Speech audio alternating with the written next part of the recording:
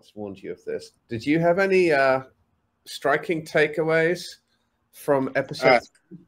I had three things. One was that people maybe from other countries who aren't familiar should know that there's this couple in America called Chip and Joanna Gaines.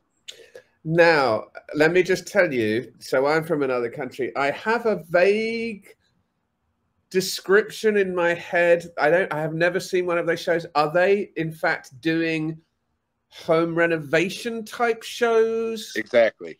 Yeah. They started out on a show, I think it was on HGTV, called Fixer Upper. And now they're worth like $100 million. And they basically have taken over the entire town of Waco, Texas, and they're doing basically what the couple on the Curse is doing, but they're in New Mexico, and Chip and Joanna Gaines are super successful multimillionaires who are doing. They have their own TV network, their own magazines. They basically own the entire town of Waco, Texas. Wow! So that's a good layer for viewers and for me to know that obviously the people who are making this program would be fully aware of that. So it's a sort of part satire of that, or them, or this world. That's really useful. So, okay. I think that's one big thing to know. And then my second big thing was that the Curse was a tiny thing. It was a TikTok trend. That the little girl saw on TikTok. And so she put a tiny curse on Asher and basically made the chicken disappear from his food delivery. And that was the entirety of the curse. But maybe there's more going on there. Yeah. Yes, I'm glad you said that, because I was sort of not fully processing the relevance of all of that. And then when they go back and do the TikTok, their own kind of Instagram live or whatever they're doing, when they're pulling off the top and like doing it so many ways.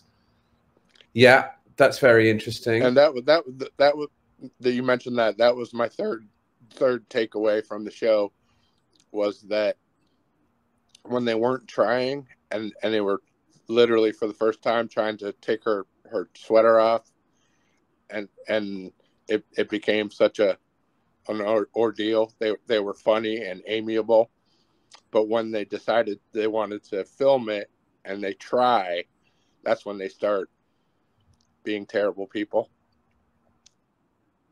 Yes, I had that exact same point. This riff on these influencers and the way they're kind of manufacturing these, and I've been involved in that kind of thing in lame meetings when people try and create these fake-o things. Yes. And that was one of the things. Those are really great from the focus group, that they said that they didn't like Asher at all because he's not funny or handsome. But when they're not trying, he's likable.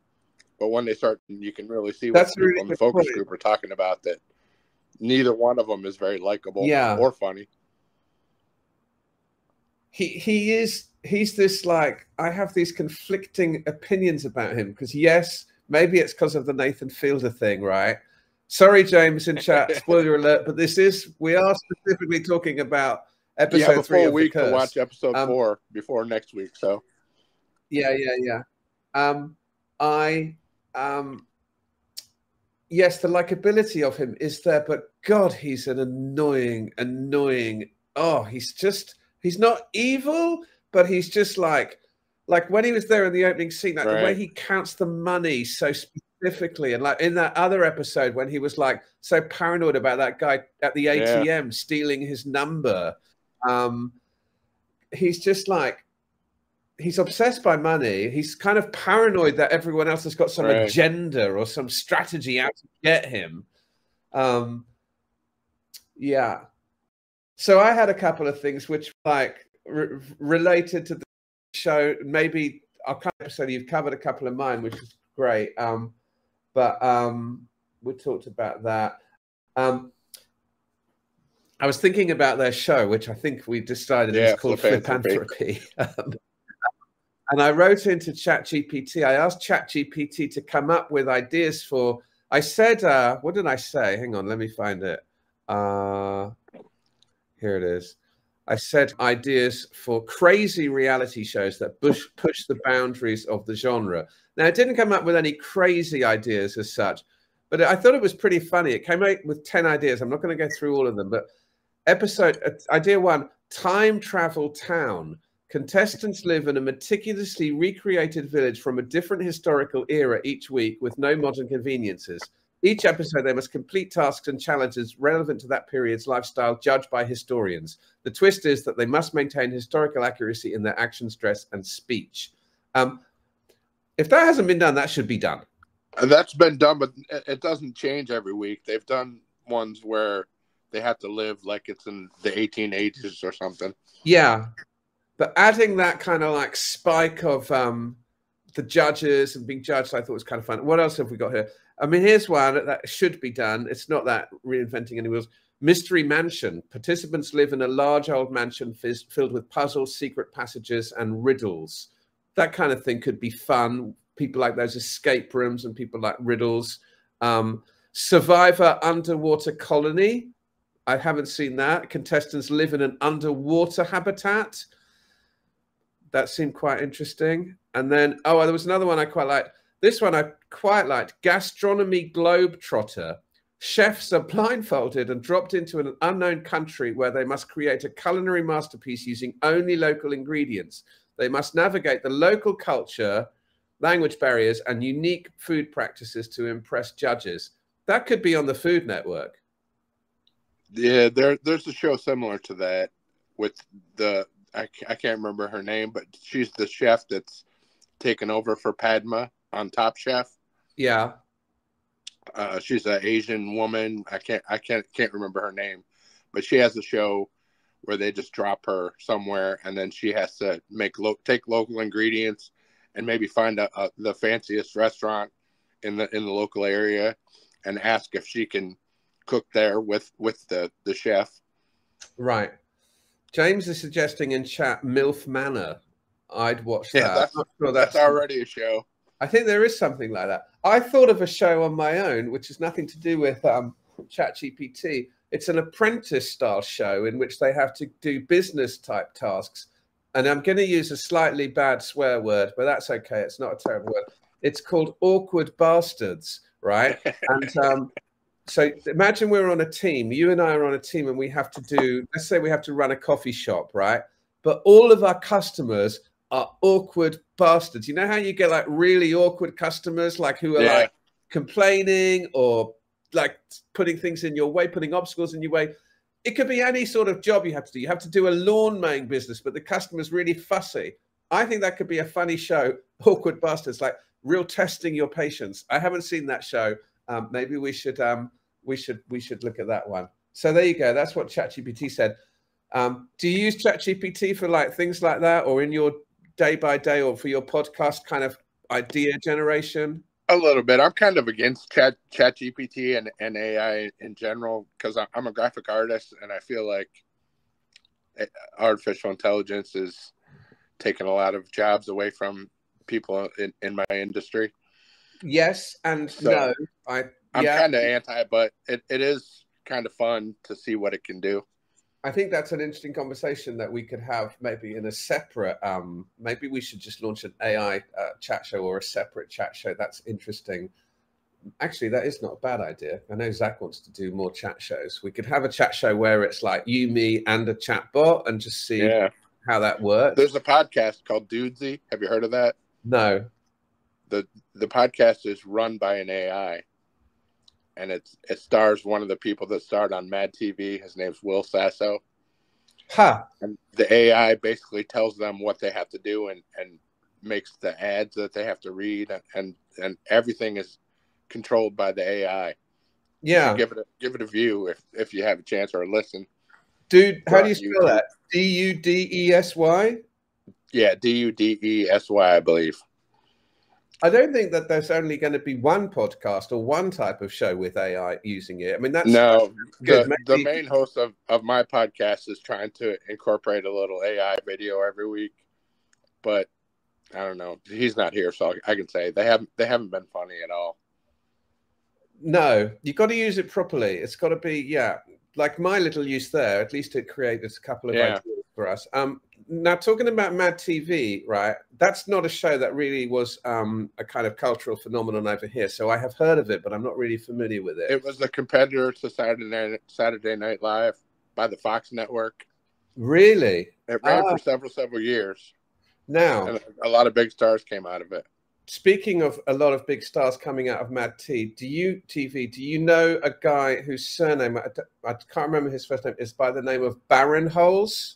Ike Barinholtz, yeah. I saw you were going to be interviewing the Judge Allen from Jury Duty. I loved that show. It was fantastic. I mean, I love Jury Duty. And I've recommended, it's a funny one because I've recommended it to so many people. It's possibly my favorite show of the year because it's so warm and so like, made me feel good. But I've recommended it to so many people, and they go, oh, well, I watched one or two, and they didn't watch any more. Oh, you got to give it 3. You got to stay with that show. That show is amazing. So anyway, yes, Judge Allen is going to be on Can You Beat next Friday. Oh, nice.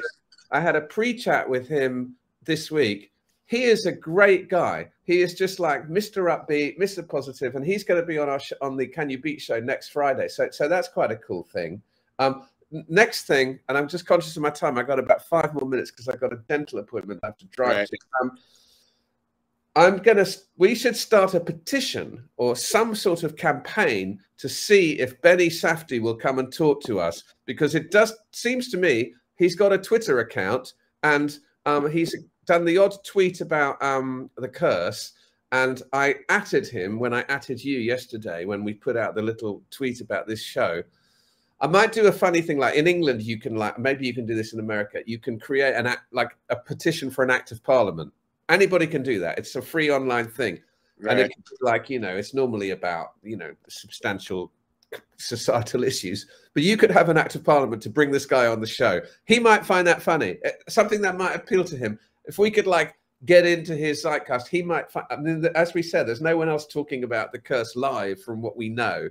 Nobody talking about it live, and there's only 2 recaps that I can find online. New York Times is doing it, but it's behind a paywall, and Vulture.com is doing it, which I also have a hard time with Vulture because I read a lot of articles on there, and I run out of free articles to read. Yeah. So I have to be kind of sneaky to try and read thing. Have you used that paywall breaker thing? Have you used one of those? Yeah, archive.org or whatever it's called. I have moderate success with that. Sometimes it works, sometimes it doesn't. The one I've used the most is called 12-foot ladder or something. I'll look into that. Hang on. I'm going to find it out for you. Yeah, it's here. I'll put it in chat. This is what it is. It's like not successful every single time, but it's successful. There you go. Hi, John in Taiwan. Good to see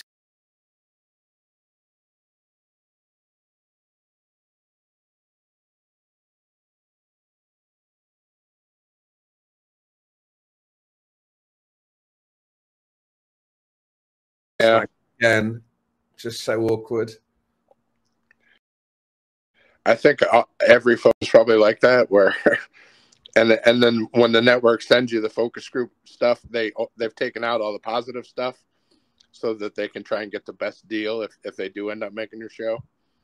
Yeah, and then the other scene that I thought was good was the when he was chasing those 2 girls down the street and saying it's me, I'm the guy. Right. And it really kind of weird that the one house that he buys in the retail auction is their house. The girl that put the curse on him. Somewhat weird. I hadn't thought about that kind of use of coincidence in the script. But it had that real feel of those Dateline shows when they grab predators. Right, because the neighbor basically tackles him and drags him into his yard. It's like, what are you doing with those 2 little girls? Oh dear, oh dear. Okay, look, let's recap. Let's I'm gonna if you're happy to pick it up next Friday, I'm happy to pick it up next Friday. How's your Friday same time next week? Or I can do, hang on. No. What time do you have to go to work?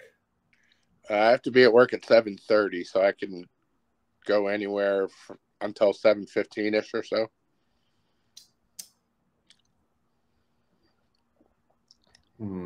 I've got an appointment that I can't move right in the middle of that. Yeah, 7:30. I could try and do later in the day, but I may not be able to go on camera. It'll just depend on how busy we are at work. Okay. Could we aim for 11:30 a.m. Eastern? Yeah. And if you can't come on, it's fine. If you can just chat. And if you can do 12 noon Eastern, I for sure could go on camera because I'm on lunch then. I tell you what, I've got Judge Allen at 12 noon.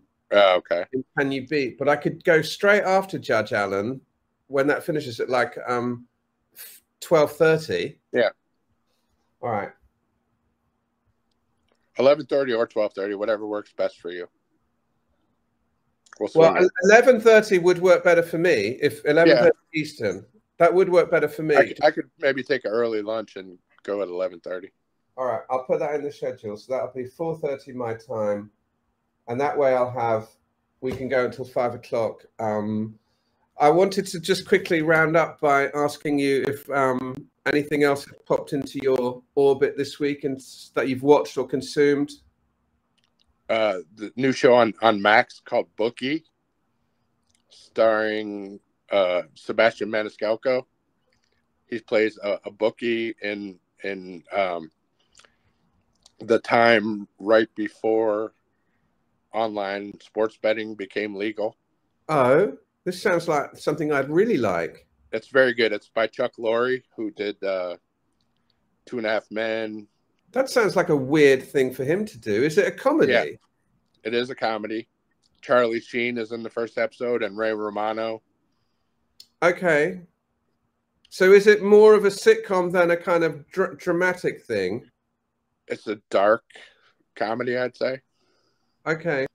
But Sebastian Maniscalco is a very popular stand-up comedian here, an actor, and he plays the main character. It's very good. 2 episodes are out now, and it's coming out every Thursday on Max. Okay. Thank you. I'm definitely going to look into that. And then my sister, I have not seen this. My sister has good, she likes things that we might like. I just looked this up. It's on Netflix. It's called Last Stop Larimer. Have you heard of that? No. It seems to be like a quite well-received, maybe it's a murder mystery type documentary about a very small town in Australia where somebody dies, and I think it's a real documentary. That's the kind of thing I would like. Last Stop Larimer, but I don't know any more than that. Okay. All right. Very good. Thanks so much. So we'll confirm it for next 30 at 4:30 my time, 11:30 your time. Then I'll go straight into Judge Allen after that. Yeah, I'm looking forward to that. He was a great character on that show. And listen, when you see him in real life, he is like, you could listen to him for ages because he's got a great voice. Fan of his son, for sure. Yeah, he's got a great voice. He's a really upbeat guy. I really liked him, and his background, like, because he is really involved in the law, but what he did before that is super interesting. We'll talk about that on the show. Yeah, you reminded me of one other thing now, and I can't remember what it was. No, okay, it's gone. Oh, yeah, I know what. Have you watched episode 4 yet? Because last week you'd already watched it. No, that comes out on Fridays here, but I ended up watching both episodes of Bookie last night, so I didn't get a chance to check out the newest one. Okay, cool. All right, great. All right, well, listen, thanks for getting up so early. I'll see you next Friday. Thank you. Right. Have a good week. Okay, bye. All right, good luck at the dentist. Thank you, bye. Bye.